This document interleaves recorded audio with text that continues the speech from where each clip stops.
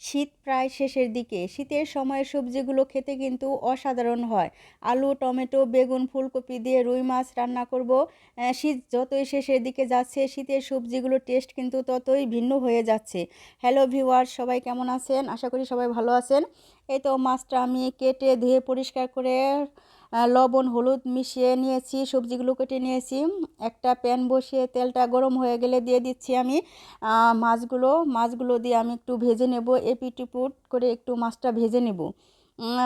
মাছটা ভাজতে হবে একটু টাইম নিয়ে, কারণ দেখা যাচ্ছে যে বেশি জাল দিয়ে মাছটা ভাজলে কিন্তু এক সাইড পুড়ে যাবে, খেতে অতটা ভালো লাগে না। দেখেন আমি একটা ফুলকা দিয়েছি, ফুলকাটা কিন্তু ফুটে গেল। এই তো আমার মাছ ভাজা শেষ। এখন আমি আর একটা প্যান বসিয়ে দিলাম, এখানে তেল দিয়ে তেলটা গরম হয়ে গেলে দিয়ে দিলাম পেঁয়াজ কাঁচামরিচ। তো সবগুলো উপকরণ একসাথে আমি যত প্রকার মশলা দেওয়া হয় সবগুলো দিয়ে টমেটো দিয়ে আমি ভালো করে নেড়েচেড়ে কষিয়ে নিচ্ছি।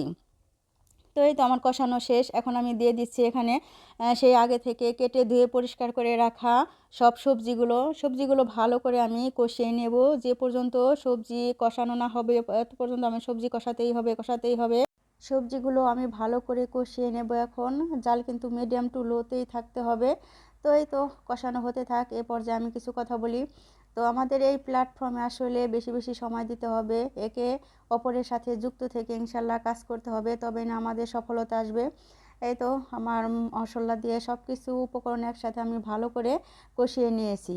এখন এগুলো আমি ঢাকনা দিয়ে ঢেকে দিয়ে তারপরে রান্না করব। এর মাঝে আমি ঝালমুড়ি নিয়ে এসেছি।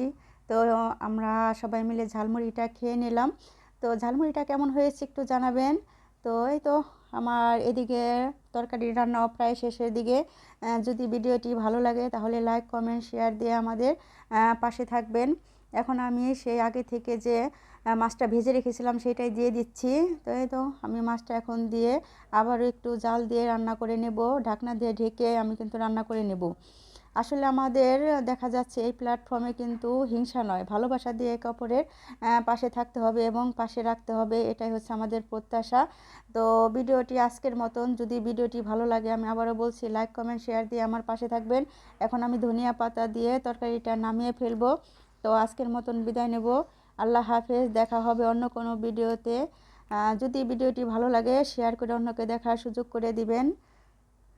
ইউটিউব চ্যানেল থেকে দেখে থাকলে প্লিজ একটা সাবস্ক্রাইব করে আমার পাশে থাকবেন, আর ফেসবুক পেজ থেকে দেখে থাকলে প্লিজ একটা ফলো দিয়ে পাশে থাকবেন। বেশি বেশি লং ভিডিও ছাড়বেন, সাথে ছবি পোস্ট করবেন, ছবি থেকে কিন্তু প্রচুর পরিমাণে রিচ আসে। তো সবাই ভালো থাকবেন, আল্লাহ হাফেজ, বাই।